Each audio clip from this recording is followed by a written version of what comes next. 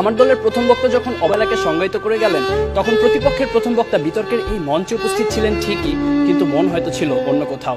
তাই তিনি বারবার ভিন্ন ভিন্ন সুরে একই গান গেয়ে প্রমাণ করার চেষ্টা করে গেলেন যে সন্তানের মানসিকতা নাকি বৃদ্ধ পিতামাতার প্রতি দায়িত্ব পালনে অবহেলার মূল কারণ নয়।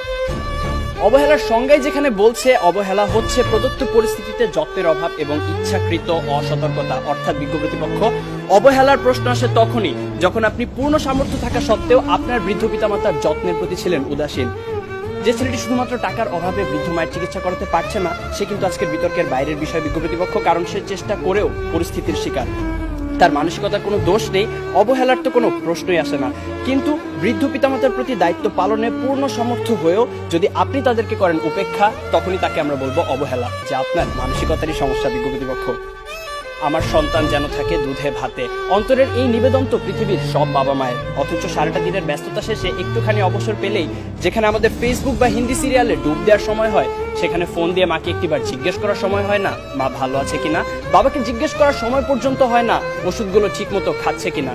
এখানে দোষটা কিন্তু বিজাতীয় সংস্কৃতির ধারক ও বাহক হিন্দি সিরিয়াল বা সোশ্যাল মিডিয়া, ফেসবুকের আগে আপনারই মানসিকতার বিজ্ঞ প্রতিপক্ষ। একজন সুস্থ মানুষ সর্বোচ্চ ৪৫ ডেল একক পর্যন্ত ব্যথার সম্মুখীন হতে পারে, আর সন্তান জন্মদানের সময় আমাদের মায়েরা যে পরিমাণ ব্যথার সম্মুখীন হন তা ৫৭ ডেল এর কিছু বেশি, যা একজন সুস্থ স্বাভাবিক মানুষকে প্রয়োগ করা হলে অনায়াসে তার ২০টি হাড় ভেঙে যাবে।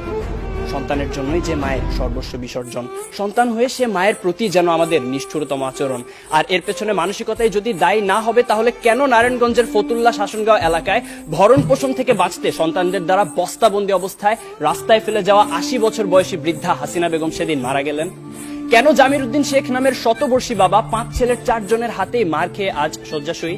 তথ্যসূত্র দৈনিক প্রথম আলো, ১৩ জুলাই ২০১৮। পত্রিকায় প্রকাশিত এমন হাজারো হতভাগ্য হাসিনা বেগম বা জামির উদ্দিন শেখের গল্প আপনাদের শোনাতে পারি, জীবন যুদ্ধে যারা হেরে গিয়েছিল। হ্যাঁ, বিজ্ঞ প্রতিপক্ষ, জীবন যুদ্ধে যারা হেরে গিয়েছিল সন্তানের ঘৃণ্য মানসিকতার কাছে। এরপরও কি সন্তানের সেই পচে যাওয়া মানসিকতার চেয়ে বিভিন্ন পারিপার্শ্বিকতার অজুহাতকেই বড় করে দেখবেন? প্রশ্ন রইল বিপক্ষের দ্বিতীয় বক্তার কাছে। প্রতিপক্ষের প্রথম বক্তা বলে গেলেন যে সন্তানেরা নাকি এখন সময়ই পাচ্ছে না তার বাবা মার সাথে ব্যয় করার, অর্থাৎ ব্যস্ততার কারণে তারা সময় দিতে পারছে না তাদের বাবা মাকে। আসলে সত্যি কথা বলতে জানেন কি বিজ্ঞ প্রতিপক্ষ, এই পৃথিবীতে সময়ের অভাব বলে কিছু নেই, সবকিছুই নির্ভর করে আপনার প্রাধান্যের উপর।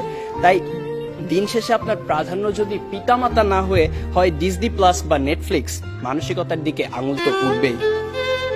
মাননীয় সভাপতি প্রতিপক্ষের প্রথম বক্তার বক্তব্য থেকে এটাই পরিষ্কার যে তারা মানসিকতা নয়, বরং সন্তানের সুশিক্ষার অভাবকেই দায়ী করে গেলেন, যার কারণে প্রভাবিত হচ্ছে মানসিকতা। মাননীয় সভাপতি, কোনো কিছুই তো আপনা আপনি দূষিত হয় না। এখন কেউ যদি ধূমপান করে বলে যে সিগারেটে থাকা নিকোটিনের কারণে তিনি ক্যান্সারে আক্রান্ত হয়েছেন, এখানে ধূমপানের কোনো দোষ নেই, তাহলে বিষয়টি কি নিতান্তই হাস্যকর নয় বিজ্ঞ প্রতিপক্ষ? তাই আজ বুঝেই হোক আর না বুঝেই হোক, আপনারা কিন্তু বৃদ্ধ পিতামাতার প্রতি দায়িত্ব পালনের অবহেলার মূল কারণ হিসেবে সেই মানসিকতাকেই দায়ী করে গেলেন। ধন্যবাদ আমাদের সাথে একমত পোষণ করার জন্য।